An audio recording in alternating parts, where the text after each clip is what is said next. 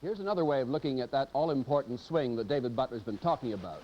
At the last election, the Conservatives led Labour by 107 seats. My favourite character was always Bob Mackenzie.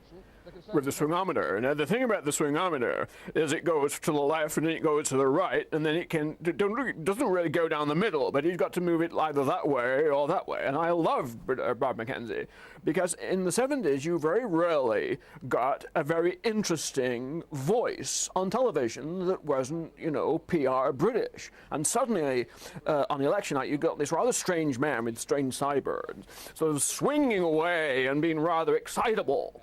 And I loved him to bits. We start from October 74 result, Labour 3-seat overall majority. Mrs. Thatcher has to get not just a 1%, 2%, 3%, 4%, 4.5%. It wasn't so much what the swingometer did, it's the fact that it was quite funny. Because, you know, you've got the word swing, you've got the word swingers. Somewhere inside there is the possibility they will say that. And the swingometer itself was a sort of flaccid phallic symbol that sort of waggled in the middle. So I always enjoyed that. They're even having to extend his swingometer. Let's see him doing it. There he is. Well, He's it's actually rather having like to paint painting the the Sistine Chapel here. We're bringing the swingometer up to date to make room for the kind of swings. There have been several, around 9% to the Conservatives, one of them being Enoch Powell's swing. May I call you brother? If you wish, I would be very flattered and delighted. Goodbye, Mr. Brown. Goodbye, Brother Day. There was the wonderful moment where Robin Day got quite sort of heated with Enoch Powell and So, Mr. Powell, will you be joining Mr. Heath's government were he to ask you? that is a hypothetical question. In vain do you cast the net in front of the bird. That is Proverbs 1 verse 17. I looked it up.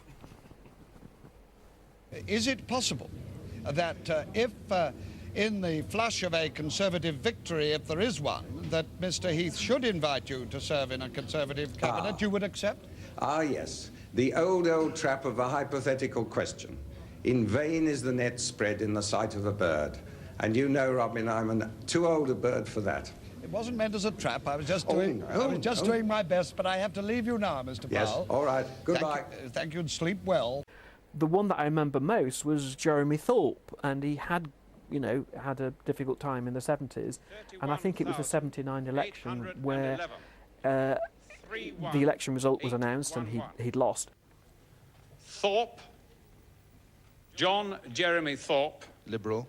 23,000. And there was this big graphic came out, Jeremy Thorpe out, and you realise the brutality of election night. As this very graceful transfer of power takes place, to pause for a moment and realize there are about 20 or 25 countries in the world where this happens like this. And there are 150 countries in the world, and most of them are dictatorships, autocracies, military governors, all the rest. And I think we ought to pause and respect the fact that this is a great and exciting moment when, without any murmur, supreme power is laid down by one lot of chaps, picked up by another. And it's a rare thing. It's a rather humbling thing for politicians, really, isn't it? Because they've got to acknowledge that ultimately they have no power at all. It's ours, you know, where we put our cross that really matters. And as I said, it can be a very brutal night for certain people, but it's the night that belongs to us.